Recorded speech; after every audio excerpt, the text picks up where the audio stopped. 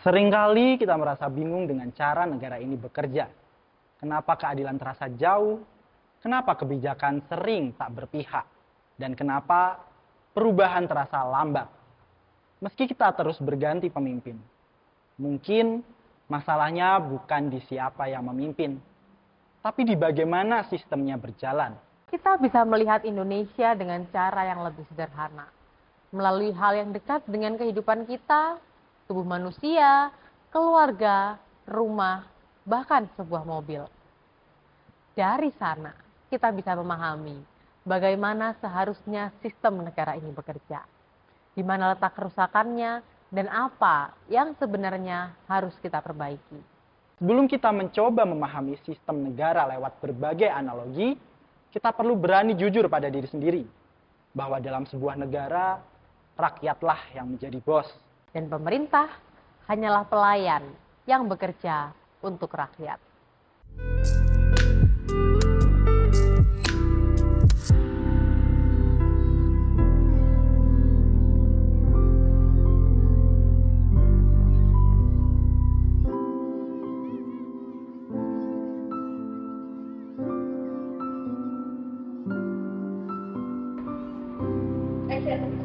Memahami sistem negara lewat analogi sebuah handphone. Sistem negara dapat kita pahami dengan analogi sebuah handphone. Setiap komponennya memiliki peran penting dan saling terhubung. Jika satu bagian rusak, seluruh sistem terganggu. Begitu pula dengan Indonesia, di mana presiden, lembaga negara, aparat, hukum, media, dan juga rakyat harus bekerja sesuai fungsinya agar negara berjalan sehat. Melalui analogi handphone ini, kita bisa melihat bagaimana Indonesia seharusnya dikelola, efisien, transparan, dan benar-benar melayani rakyat sebagai pemiliknya. Kondisi ideal negara Indonesia seperti handphone yang normal. Indonesia yang sehat dapat diibaratkan sebagai sebuah handphone yang bekerja dengan baik. Semua komponennya berfungsi sesuai peranannya masing-masing, saling mendukung dan menghasilkan kinerja yang stabil. Rakyat sebagai pemiliknya bisa menggunakannya dengan nyaman karena setiap bagian bekerja untuk melayani, bukan untuk membebani. Presiden di sini diibaratkan sebagai sebuah prosesor yang mengeksekusi kebijakan dengan cepat dan efisien. MPR menjadi sistem operasi yang menjaga arah bangsa dan memastikan semua kebijakan berpijak pada Pancasila. Lalu DPR berfungsi sebagai RAM. DPR sebagai RAM atau penyimpanan yang mengatur sumber daya agar efisien serta berpihak kepada rakyat. Energi bangsa datang dari rakyat dalam bentuk pajak yang berperan sebagai baterai yang menghidupkan sistem. Lalu, utang luar negeri diibaratkan sebagai power bank yang digunakan secara bijak untuk kebutuhan yang penting, bukan untuk kepentingan sesaat. Lalu ada TNI dan Polri yang di sini bertugas sebagai antivirus dan keamanan.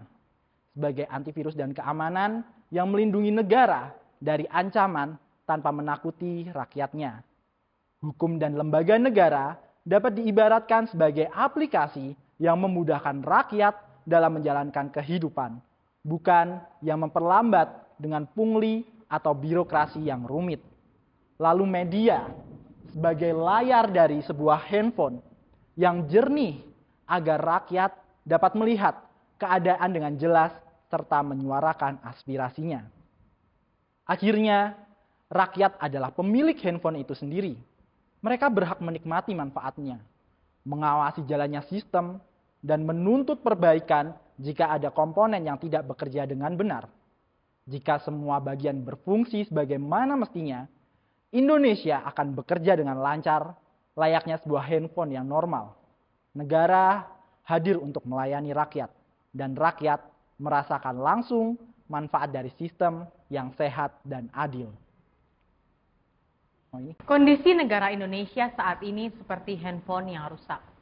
Jika Indonesia ideal ibarat handphone normal, maka kondisi Indonesia hari ini lebih mirip handphone yang bermasalah. Semua komponen masih ada, tetapi tidak berfungsi sebagaimana mestinya. Alih-alih melayani pemiliknya yaitu rakyat, Sistem dalam ponsel justru sering menyusahkan dan menguras energi. Presiden sebagai prosesor sering lemot dan hang. Banyak program rakyat macet di tengah jalan karena sistem birokrasi tidak efisien dan syarat kepentingan. MPR sebagai sistem operasi kehilangan kendali, membuat jalannya pemerintahan bergantung pada figur presiden semata. Baterai berupa pajak rakyat pun bocor. Energi yang dikumpulkan dari rakyat tidak kembali dalam bentuk kesejahteraan. Fasilitas publik rusak, pendidikan mahal, dan jutaan rakyat tetap miskin. Lebih buruknya lagi, negara terlalu bergantung pada power bank bernama utang luar negeri. Tanpa colokan pinjaman, sistem bisa mati. DPR sebagai RAM dan penyimpanan penuh file sampah korupsi yang memperlambat kerja negara. Sementara antivirus dan sistem keamanan, yaitu TNI dan Polri, kadang justru menekan rakyat yang bersuara kritis. Hukum dan lembaga negara ibarat aplikasi yang penuh bug, lambat, berbelit, dan rawan pungli. Media sebagai layar sering buram. Informasi dikendalikan kepentingan dan bisnis, membuat rakyat sulit melihat kenyataan sebenarnya. Akibatnya, pemilik handphone yaitu rakyat hanya bisa pasrah melihat perangkat yang mereka biayai justru bekerja melawan kepentingan mereka sendiri. Handphone bernama Indonesia ini masih menyala, tapi dalam mode darurat. Jika komponennya tidak segera dibersihkan dan diperbaiki, sistem ini akan terus menguras energi rakyat tanpa memberi manfaat nyata bagi kehidupan mereka.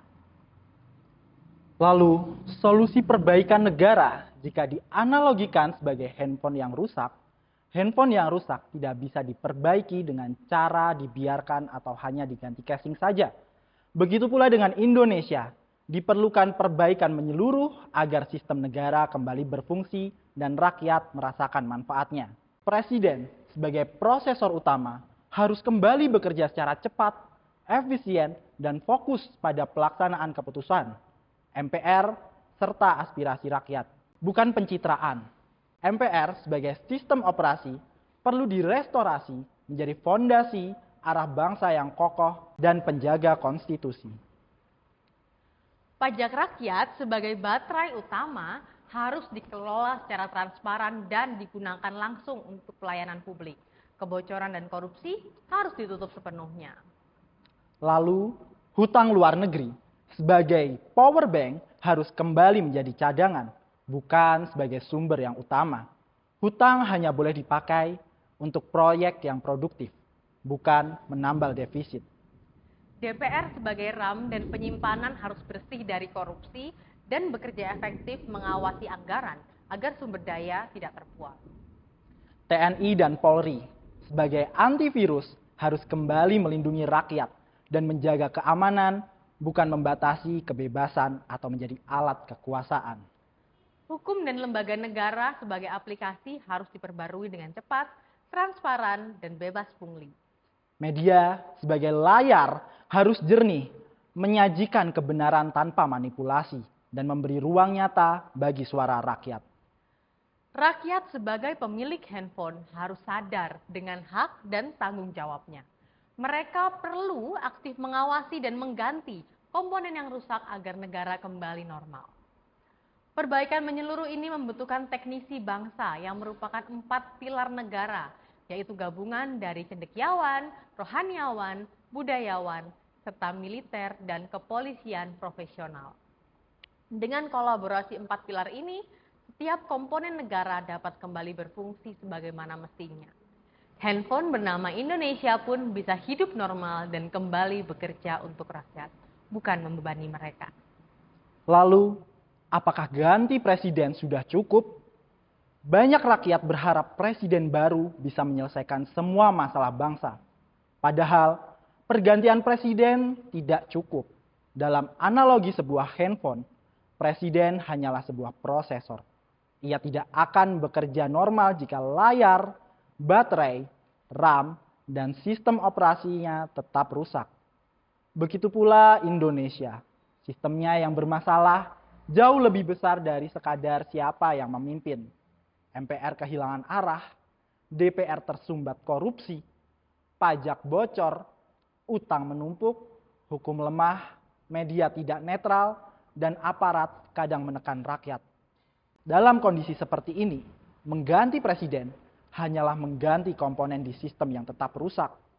Perubahan sejati hanya akan terjadi jika seluruh sistem negara dibenahi. Rakyat harus sadar bahwa kedaulatan tidak bisa diserahkan pada satu orang, tetapi dijaga dan diawasi bersama. Barulah Indonesia bisa bekerja secara normal dan benar-benar melayani rakyatnya. Apakah cukup menunggu pemilu? Banyak orang berharap perubahan besar datang lewat adanya pemilu. Padahal menunggu pemilu 5 tahunan saja sama dengan berharap handphone rusak kembali normal dengan mengganti casing. Masalahnya bukan di luar, tapi di dalam sistemnya. Begitu pula di Indonesia, ganti presiden atau wakil rakyat tidak akan memperbaiki negara jika prosesor, RAM, dan sistem operasinya tetap bermasalah. Korupsi, birokrasi lamban, dan utang menumpuk tidak bisa diselesaikan hanya lewat pergantian orang. Perubahan sejati terjadi ketika seluruh sistem diperbaiki dan rakyat aktif menjaga agar negara bekerja sebagaimana mestinya. Pemilu memang penting, tapi tanpa perbaikan menyeluruh, handphone bernama Indonesia akan tetap lemot, boros daya, dan tak memberi manfaat bagi pemiliknya, yaitu rakyat sendiri. Kami